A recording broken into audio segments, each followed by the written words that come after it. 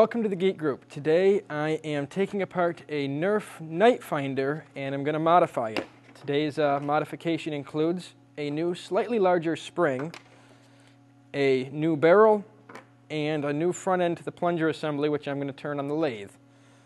So the first step will be opening and disassembling the Nerf gun. So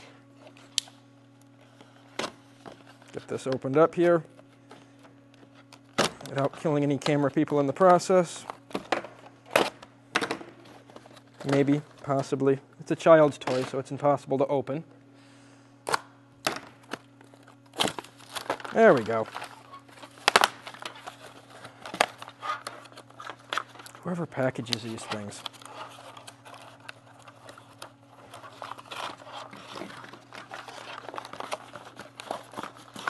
So we have the Nerf gun. Now I'm debating, should I shoot it before we modify it or just let you see after? I'll shoot it now in a minute, if I can get the darts out of their little blister pack. When in doubt, brute force. Don't need that. So we have the stock Nerf gun. Not exactly anything to fear. I mean, can't even hit Corey with it from here. So we're going to turn this into something reasonably respectable. So first step, taking it apart. All the screws on this are #1 Phillips, so we'll just begin by removing all of our screws and setting them aside.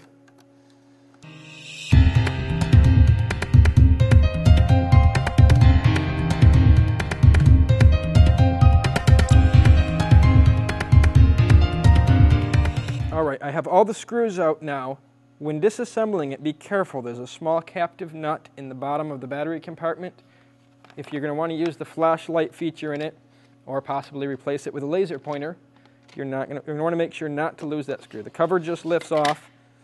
We can set these aside. They're additional ammo holders. And now we have the inside of the gun. And here's our little captive nut. So we have the inside here. And we're going to pull the plunger tube out and cut the front of it off in the lathe. Because everyone likes cutting apart Nerf guns.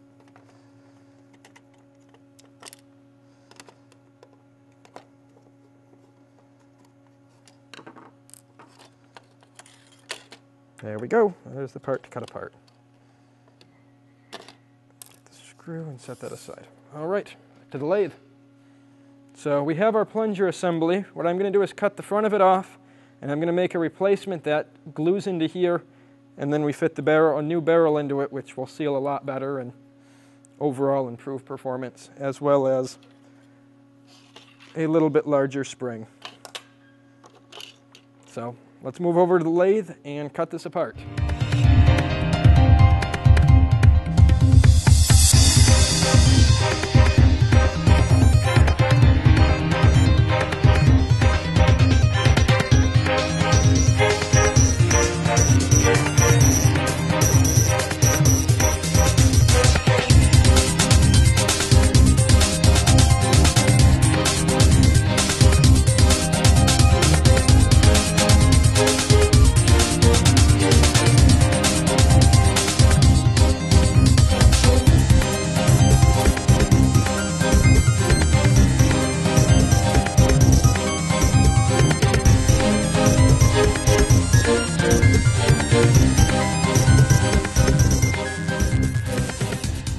Okay, I've cut the end of the barrel off. So the next step here is I'm going to make a piece that fits inside of this that will hold our new barrel. Because this is kind of a joke. So we're going to take this material, put it in the lathe, and cut it down to the same diameter as the inside of this for mounting it. So this will be in the gun, and it'll have a piece of plastic and then the white barrel coming out the front. So the next step is turning this down.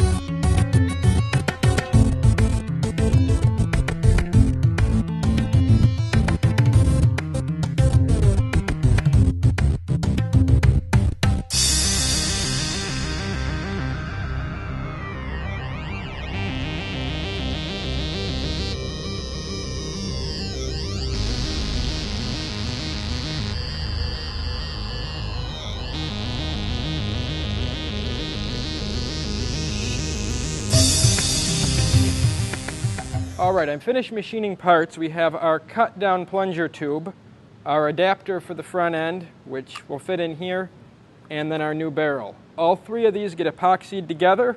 Once the epoxy is dried, you can simply reassemble the gun, and that is the complete barrel mod.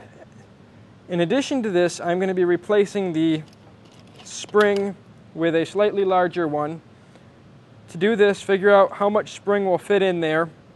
All of this won't. It's going to get cut down to about the same length as the original one with a cutoff wheel in a Dremel tool and then installed in there. And that completes it with the exception of assembly. So once everything is glued, the gun can be reassembled and should shoot significantly further.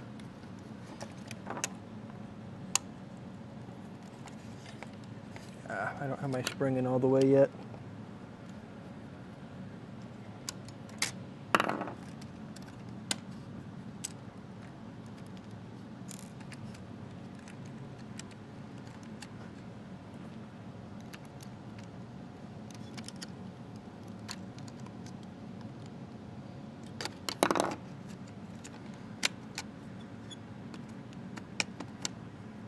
Go. Okay, that's in there. Screw in the back.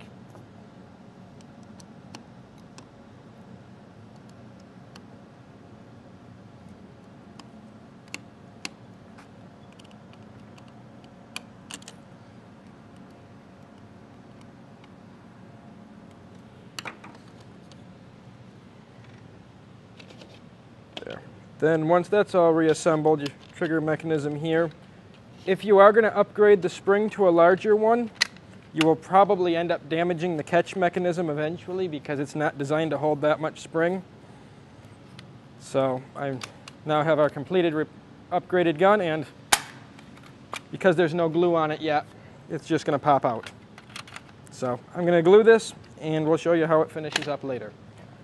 All right, we are back now. I have epoxied the barrel and the new plunger tube adapter into the gun, let them dry. I have also added the larger spring into it and got that assembly put in, so we're left to final assembly of the gun. What I did is I took a piece of larger spring, cut it down a little bit smaller than this is actually my leftover piece, and replaced the stock spring. So the spring is installed, the plunger assembly is installed. We need to add the last little pieces here. I've got the dart holders in the front. Not real critical to operation, but it's nice to have a spot to throw extra darts. So we're ready to assemble it. Because I've put a larger spring in, I'm going to have a little trouble snapping this together. So I'm going to have to push the spring in with a screwdriver from the end to get the case to snap together. And now that it's snapped together, it's a matter of just closing the whole thing up with lots of screws. Make sure you get all the screws back in, or it could break apart prematurely.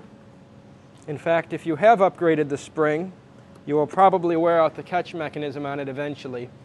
So don't be surprised if someday it stops cocking and staying cocked. Okay, the gun has been reassembled. I have replaced the original stock barrel with a plastic one. The primary thing you need to remember here is your tip is no longer orange. So once you have it reassembled, don't forget to put some orange tape or paint or something on the tip of the gun so people know it's a toy gun. So it's now assembled. Takes a little bit more to cock and shoots respectably. So that's that. And that is modifying a Nerf Nite Finder. Please remember to rate, comment, subscribe, and donate at thegeekgroup.org. This video was made possible by a grant from the Future Girl Foundation. This video was made possible by thousands of private donations from members and viewers like you. Please visit thegeekgroup.org for more information on how you can donate and become a part of our dreams of Avalon.